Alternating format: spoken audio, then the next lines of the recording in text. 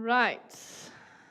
At the solid age of 6, our next speaker had the confidence of a young bull. Due to causing too much chaos at this young age, for example, throwing ice at the head boy, he was sent to Vanavashi, remedial program for troubled kids. He spent most of his junior years there until he was allowed to integrate back into mainstream society. Although he pretty much did whatever the fuck he wanted. Today, he now proudly serves as the mayor of Macheki, a talented young spruce, delivering everything from tobacco to newborns in his lands. Yes, ladies and gents, the man is a midwife. He is also a self-proclaimed chef with 2 famous dishes, one being a fully loaded sadzarap, and the other a packet of 2-minute noodles wedged between 2 of the thickest white pieces of bread. The man is single and on the market.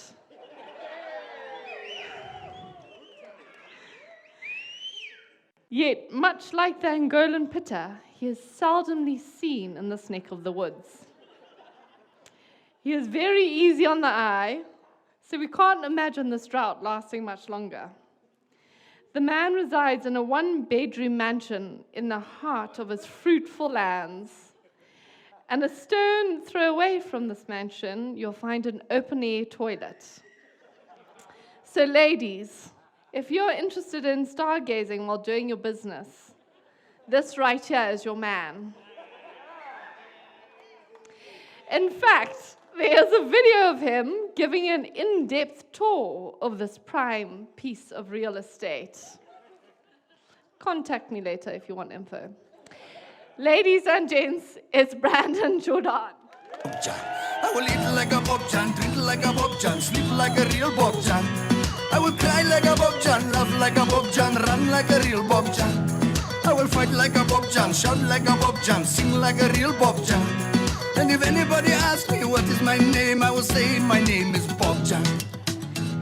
Now Jan is working 9 to 5 in the office in Joburg East. He also have a wife and lots of kids, and every time they have a...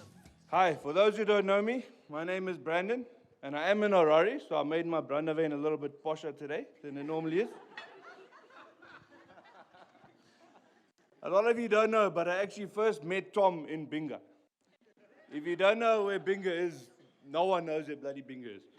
So they don't blame you. I wasn't there to live there at all. I went there for work. I was there for about 2 weeks. And that is when I first bumped into Tom. Not one of that Binga community spoke to me for that 2 weeks I was there. They stared at me like, who is this ragamuffin that's rocked up in our territory? The second to last day, they invited me for some paintballing. So I was like, yeah, I mean, I've just been staring at crocodiles the whole time. I might as well go do some paintballing. I rocked up in my slops and my shorts and a t-shirt and a packet of beers. I arrived at the war zone that they were calling it. There was nothing there. I was the only person there. Until I started noticing the damn trees moving.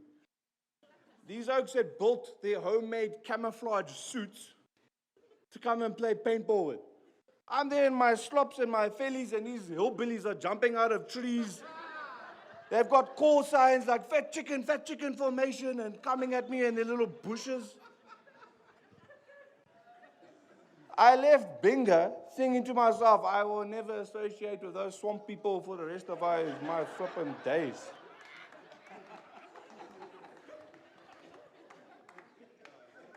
To put some stuff into context here, Tom lived there for 8 years of his life.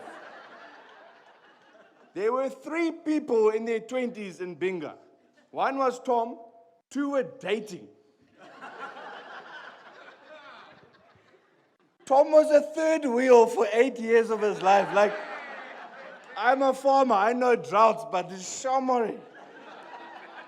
8 years. Anyway, Tom, after doing nothing but sitting there playing with his croc dial for 8 years, decided to go get himself a go of his own. And like we said, he decided to come to Harare.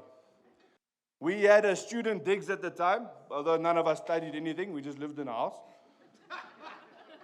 I came home one day and there Tom was, this ragamuffin from flippin' Pinga, who was shooting me. Not one person told me he was moving in. But at the time we owned a TV, a cupboard, and a wildebeest skin, so we weren't too upset because he came with furniture. So I thought, well, he's allowed to stay for a little bit. Tom had such a good time in Harare, he eventually told Hugo, he must come visit. His new friends, his new house, all of us there. He doesn't tell us, though, that Hugo's coming to visit. So I rock up from, I won't say the name, the metal roof, to the house. I was a little bit more boisterous than I should have, and I went for my normal routine of harassing Tom, and I saw his door was closed. So I ran in, I booted that door open, boom! And I said, hey Tom, you funny fellow. I've had to change the words because of the ladies here. So, hey, you funny fellow, and I booted it. There Hugo was standing with eyes like saucers staring at me, thinking, what the heck has just happened, yeah? The door almost hit him in the head.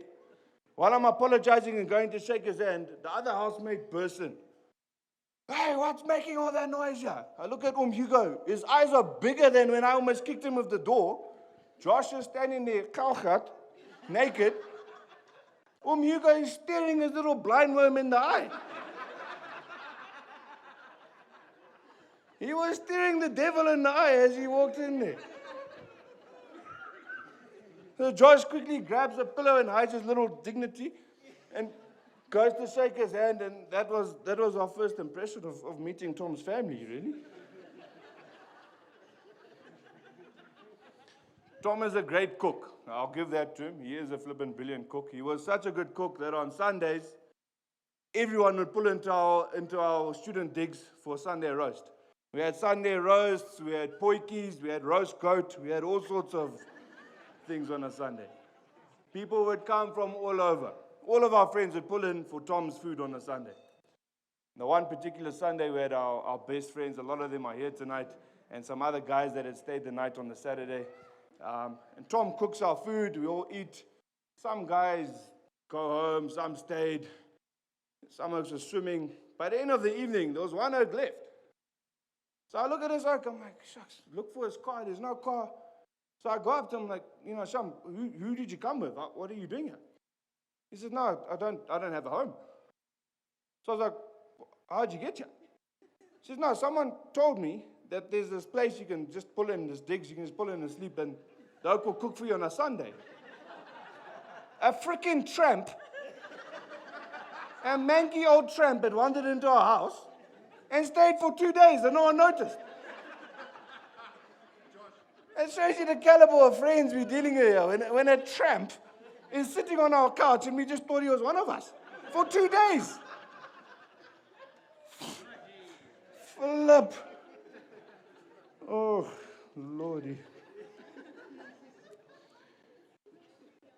All right. Anyway, eventually we leave the shebeen that we called home, and Tom goes farming, which was lekker because I also went farming not long afterwards, and we were both in Mecheki, so I could always pop over to his house for a steak, egg, and chips, and he always can come over to me for a peanut butter sandwich, and it went lekker.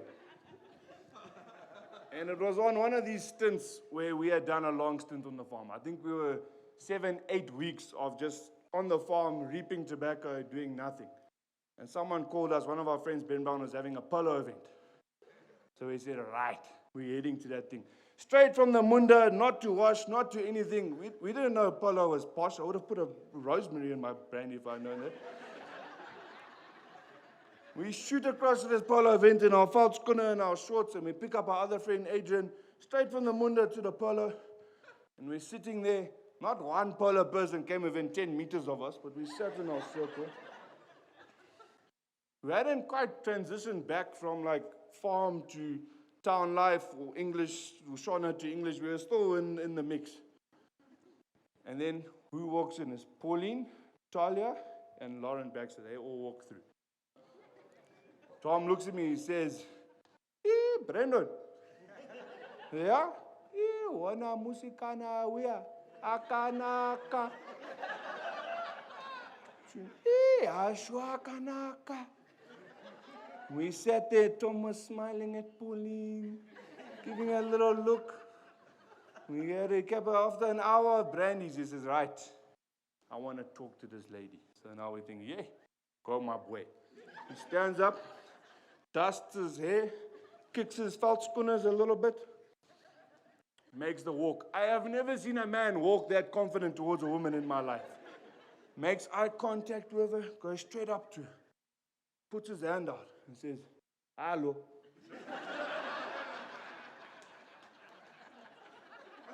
And the conversation didn't go much further than that. And that was Pauline. They left not long after that. And my friend was heartbroken. Anyway, they then met, as we said, they met a Queen of Hearts. And in the flippin' disastrous riding for Rhino event where he arrived, they didn't say this. His purple suit, the sleeves were past his hands. We're not the most fashion conscious, but he walked in looking like a wizard. We start calling him Gandalf the Purple. So after he came dressed as a bloody grape Fanta, he went on a third date and a fourth date, and eventually Pauline became a part of our lives as well. And actually, can everyone please just stand up for a second? Can we have a toast here?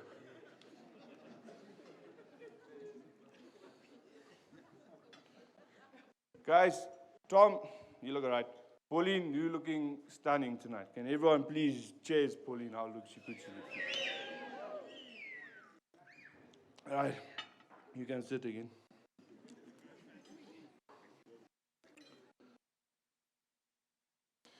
Right, my cousin told me I had to say something nice about Tom. Tom, you do have a nice landy. Jokes aside, Tom is actually one of the most loyal people I've ever met in my life. I can honestly say to Pauline, you will never go through anything alone. That guy will be by your side no matter what you do. Through some of the hardest times I've ever had to face in my life, or a man has to face in his life, he was the first person there for me. And I think you guys are going to be brilliant together in the future.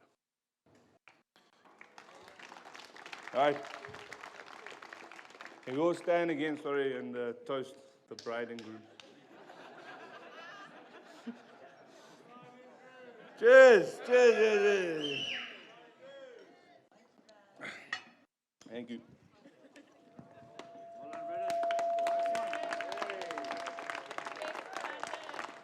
Well done, boys.